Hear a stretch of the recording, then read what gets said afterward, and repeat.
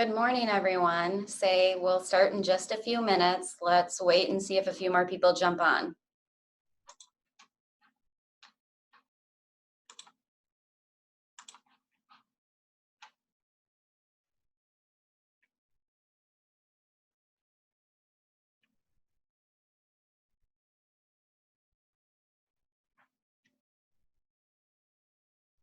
Okay, so for those of you kind of starting to come in and join us, my name is Harriet Halasic. I'm the CEO here at Money Tree Billing, and we're going to be talking about the new federal Paycheck program that should be rolling out here on Friday. So I can see more and more people keep joining. So let's give everybody just one more minute, and then we're going to go ahead and start and talk about that and how it can affect you and if you should do it and if you qualify. So let's give it just a few more minutes here.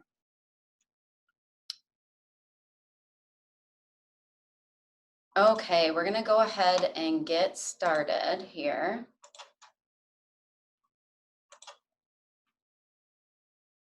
Give me a minute here.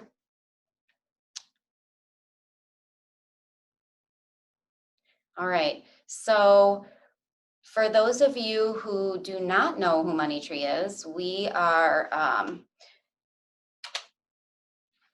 a chiropractic and physical therapy billing company. So we specialize in chiropractic and physical therapy nationwide.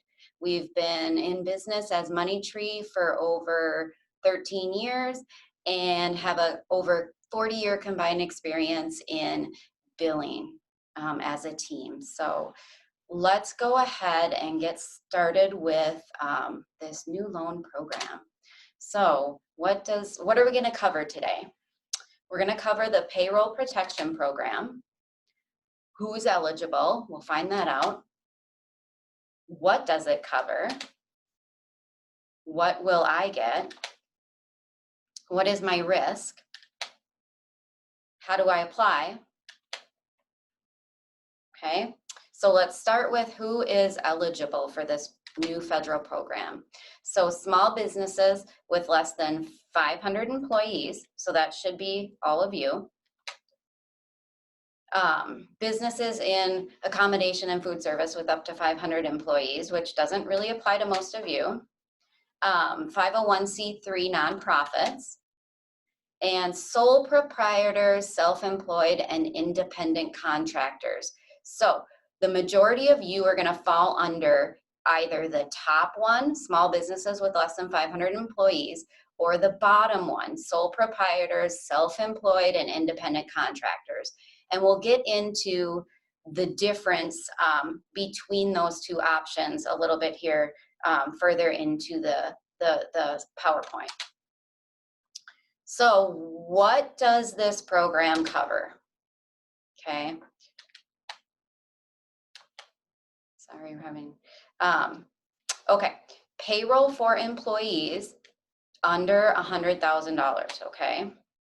Mortgage payments, lease payments, can you use it to pay your utilities? So how is this program working? So you can use it to pay for your employees if this is the money in the program you sign up for and you get accepted for.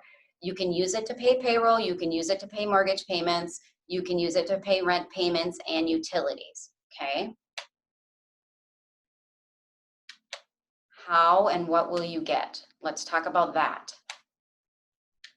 So the way they are calculating this SBA loan is they take a 12-month period of time back in 2019. So take 12 months from February of 2019 to February of 2020. And what is your average payroll? What was your average payroll? So you take your payroll for a year, divide it by 12, and now you've gotten your average monthly payroll. Okay, so remember that number or find that number. Now multiply it by 2.5. So if your average payroll is $10,000, now you're going to go ahead and multiply that by 2.5, and that's the amount of the loan. Now I can see there's some questions and answers, and I'm going to get to that here as I go. Let me just pull that box up for myself here. Give me just a minute. I'm not super good at the technology part of this yet, being that these are new for us. Okay. Now let me do one more thing here. Thank you for your patience. Just trying to run this Zoom room we have. It's a little tricky and my IT person is out today. Okay, so I'm gonna stop right here and look at the questions and answers, but take your last, so go back, look back for 12 months, figure out your average monthly payroll multiplied by 2.5. If you have staff that need to be off for COVID for all reasons, can you hire other employees and use that additional payroll as well? What does a PA stand with? What does a PA stand with business? Where does a PA stand with business? So, okay, I'm gonna hold these two questions for a little bit later, but Kathleen, can you tell me what you mean by a PA, like a physician's assistant? Okay, and then we'll get back to that if you want to type that in the question and answer box. So, okay, back to average payroll multiplied by 2.5. Okay. Once you receive the loan or you're approved, they are expecting to be deferring some of the principal and interest. So for no less than 6 months and no more than 1 year. That's assuming your loan, because I'm sure you're all waiting for this part, that's assuming your loan doesn't get forgiven, okay? Because a lot of us, if we get this money, you'll see later on in the webinar, it's gonna be forgiven debt. Okay, what is my risk? There's really not a lot here that you really do not have a high risk. There's no personal guarantee on this. They're not asking for any collateral. The loan is forgiven based on total payroll, and we're gonna get into this part on how the loan is forgiven. But first of all and foremost, there is not a huge risk for accepting this money. Now, for those of you that are wondering and want to do a little more research on your own or want to look this up, it's called an SBA 7, A as in apple loan, okay? So I have a few more Q&A.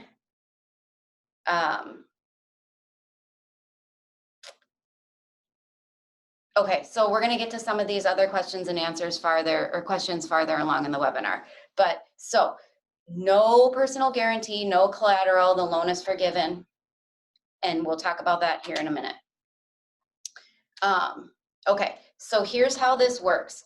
So you've gotten this money, 2.5%. So your payroll was 10,000 every month. So now you're gonna get 25,000, okay, in a loan. So the day your loan starts, this is what everybody's saying, the day the loan starts, you start counting 8 weeks. After 8 weeks, they will ask for some documentation on your payroll, okay? And what they're gonna say is, of the 25,000 that we loaned you for those 2 months, for that 8-week period of time that we're tracking, did you maintain at least 75% of your previous payroll level? So if your payroll was 10,000 a month, your average payroll was 10,000 and you spent 9,000 in May, let's just say, I'm going to use May and June because that's easy to say your loan started May 1st. If on May 1st, if through May and June, you spent 9,000 of your 10,000 average payroll, both of those months, you're $2,000 short on payroll, okay, expenditures that you put out, okay? If that is within that 25 percentile, then your loan will be forgiven. It doesn't matter what you spent that other $2,000 on. As long as you spent it on mortgage, rent, and utilities, it's still going to be forgiven as long as you spent at least 75% of your original payroll average for your 8 weeks. Okay? So let's just say we're using this example of $10,000 average payroll with a $25,000 loan. Let's say you spent only $2,000 in payroll in May and June. So of your $25,000 loan, you only spent $4,000 on payroll. Okay. Now what's going to happen is the payroll part of your loan, so 4,000 of the 25 is going to get forgiven, except the rest of it, the other 21,000 is going to get rolled out over approximately a 10-year loan, allocation at no more than 4%. So 4% is the highest percentage rate they can charge you if your loan doesn't get forgiven. So I'm hoping most of you can come up with a way for your loan to be forgiven. Because if your average payroll is only 10,000, they're doing an 8-week period. If you spend 10, roughly 10 in May and 10 in June on payroll, then you've gotten the other $5,000 basically forgiven. So, it's all forgiven, but my point is that is part of the benefit of this program. So how do I apply? Okay, there's a few ways to do that. I encourage you to contact your local banker. I will be sending you out a link, and you may have already gotten this, a link to US Bank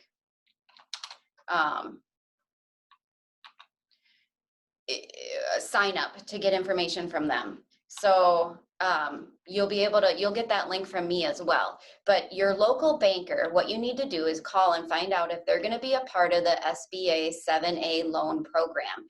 If you can get your banker you already have a relationship with to write this loan for you, it's going to go faster and you're going to be better off. The thing is banks aren't getting compensated for this particular SBA loan. So they're not going to want to write a bad loan because it's just going to cause problems at their facility. So the thing is if you have a relationship with your bank, you're just going to be better off using that person as long as they can do the SBA 7A loan.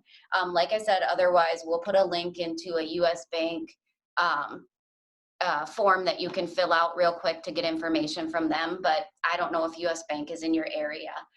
If anybody locally needs a banker here in Minnesota, probably it would have to be locally here in Minnesota. I do have a banker I can refer to you. Otherwise, just click the link in the email you're going to get after this webinar, and you can contact US Bank. So here's where we kind of get into, so let's talk about what we think the bank is going to want. So according to my banker, they don't totally know yet because the loan isn't quite at the banks yet ready for writing. So they think they're just going to need the last 12 months of your payroll details and possibly some tax returns or profit and loss reports. So it should not be a huge process for you. It shouldn't be, I need 5 years of your last tax reports, I need all this stuff. It's not supposed to be a arduous process for applying for this, okay? So that's good. So I had somebody ask me, what are the pros and cons of having staff being laid off or unemployed right now versus this federal loan? Like, what would be the better way to go? So obviously, if you can get this money, in my opinion, this is going to be the better way to go because it's a win-win. It allows you to bring your employees back. So remember that if you've already furloughed or laid off an employee, this process of monitoring your payroll amounts doesn't start until you get the loan. So once you get the loan, bring those people back and get them back on payroll. And it does not have to be the same people. So if you're trying to hire somebody back and he or she doesn't want to come back, then find someone else to replace them. In addition, if you need to get that payroll number up a little higher, there's no reason you can't give yourself a raise if you're on payroll to increase that payroll number a little bit if you think you're going to be low. So the benefit of doing this versus the unemployment angle is that, well, now you can stay open and you have employees to help you answer the phones and get patients back. And even if you're not busy, use them to start marketing, use them to start planning what's going to happen when you start getting busier and people start, stop staying home and that kind of thing. So come up with creative ways to use your employees to get some of those things done you haven't gotten done. And then, really that's the benefit, because then in addition, you get the additional monies out of this loan. So remember, it's not just a loan for payroll, it's 2.5 times your payroll. So you get a little bit more money, and in the end, that money's forgiven anyways. And if you don't get all of it forgiven, it's still the part that you paid payroll for having those employees come back, that part is still forgiven. And then in addition, money at less than 4% interest, that's cheap money. So you should be using that to do some other things in your clinic or whatnot if you are totally fine financially. So that would be my thoughts. Is it's a better option because you get to bring people back, you get to use the extra money that you would get off the loan. So if you have staff that need COVID, you can hire other employees and use that additional payroll as well. So yes, you can, I think I answered your question, you can use different employees if you have staff that are actually off for COVID reasons.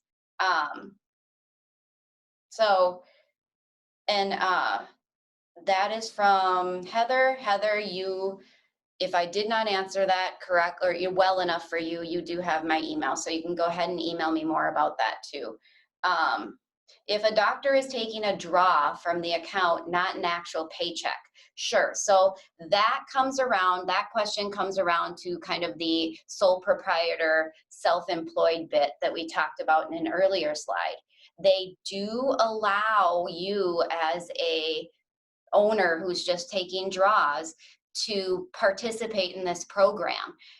The thing that I don't know about yet is what documentation are they going to need from you, and how do they actually determine what your average payroll amount is, because it's not typical.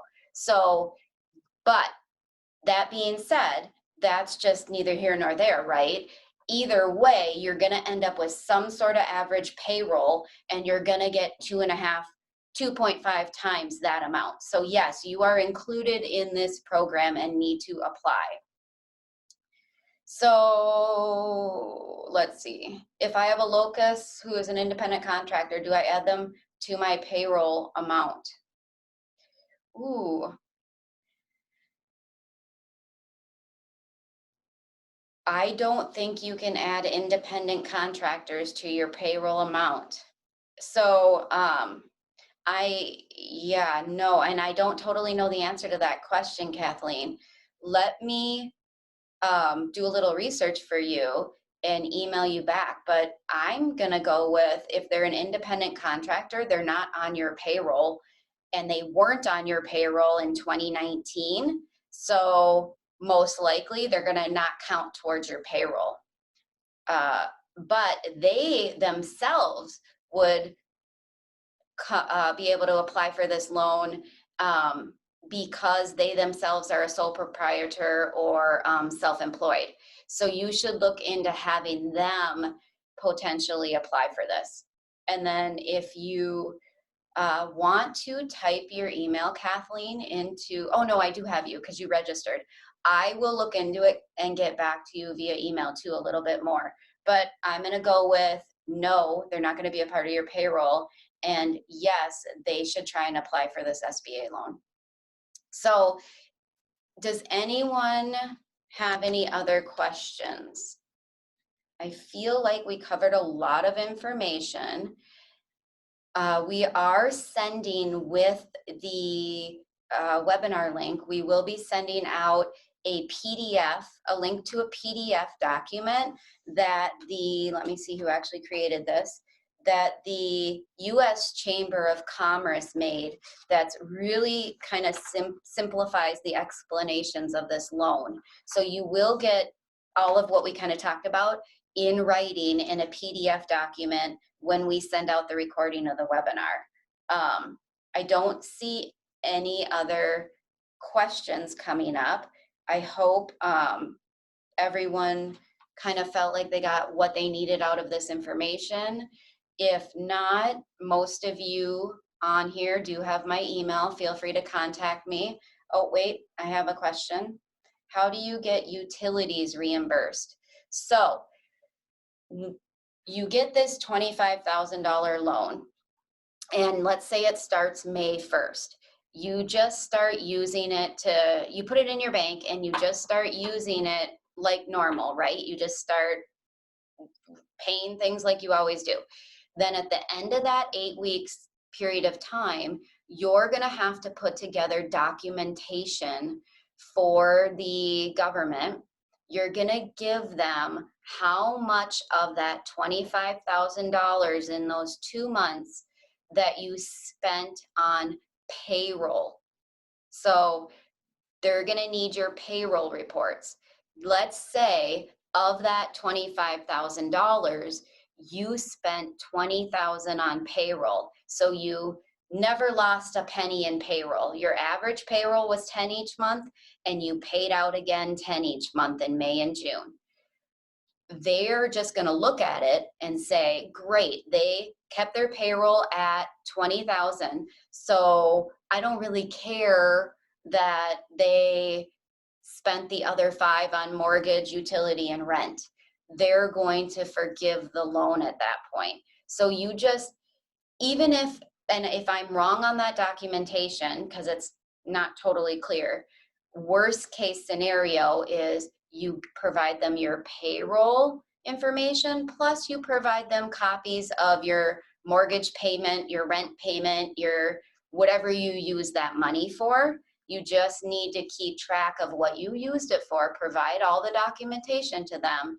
And then if the forgiveness is only based on your payroll, so if they decide to forgive your whole loan, then your mortgage and your rent and all that stuff is forgiven as well. I hope that made sense. I have a couple more questions here. I'm being asked to show the link again for US Bank. So let me see if I can here. Remember, technology is not my friend always. Okay, there it is. And don't forget, you'll be getting the link in an email after this webinar as well. So someone asked, through the SBA, you can also apply for a grant. So the SBA originally has these disaster loans out there right now. So here's the talk.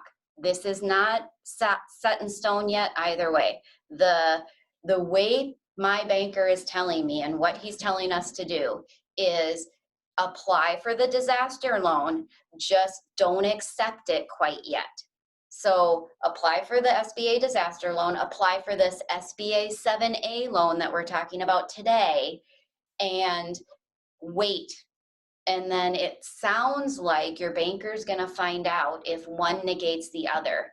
I read an article this morning that said you're going to be allowed to keep both, but don't I wouldn't accept the other SBA disaster loan at this point, because let's just wait and see how this pans out, because things are changing like in the hour. So for now, keep applying for everything you need to apply for, but don't accept anything until after you've accepted this loan. This is the better loan, no matter how you look at it. So you want this one first, and then best case scenario, you can go back and accept the disaster loan as well. Let's see. I think that's it. Those are all the questions I have coming in. Yeah, and I think that kind of concludes our webinar. So thank you everybody for whoop, nope, hold on, one more question. So if you have an employee over $100,000 a year, that does limit. Ooh, I don't think it limits your forgiveness. So somebody asked, if you have an employee that you pay over $100,000 a year, does that limit what I can count as forgiveness in the 8 weeks? So I can't remember, and I have it in front of me somewhere on a piece of paper. So I'm gonna write this question down, and when we send you guys the link to watch the video, I'm gonna record the answers for a few of these questions that I had to look up. So that'll be in the email. I'll answer that question about the 100,000, because I can't quite remember, and I don't want to hold everybody up while I look through my stacks and stacks of papers to find the answer. So I know there is an answer to that. I just need to look it up. Anybody else? Let's see. I think that's all I have coming in right now. So thank you. If 2019 hasn't been filed, you'll be fine. Somebody asked me that taxes might be needed. What if 2019 hasn't been filed? It's okay at this point. I would get it filed as soon as possible, however, but they're being quite lenient on the paperwork needed for this loan. So I wouldn't worry too much about it. I think it's going to be more towards profit and loss and payroll, unless you're a sole proprietor or, self-employed kind of. So yeah, I would worry more if I am not a corporation and I haven't filed my taxes. So should file them anyways, is my thoughts, as soon as possible. But otherwise, I think you're going to be fine, because I think you're going to be able to tell them that you haven't filed it yet, because they've been really lenient on everything else. Okay. I think that's it. Well, I'm going to let you guys go, because I know you're all providers and you need to get back to work and doing things for your patients in the community. So thank you for taking the time out of your day to watch this, and watch for the email after with all the information I just talked about. Thanks, guys. Have a good day.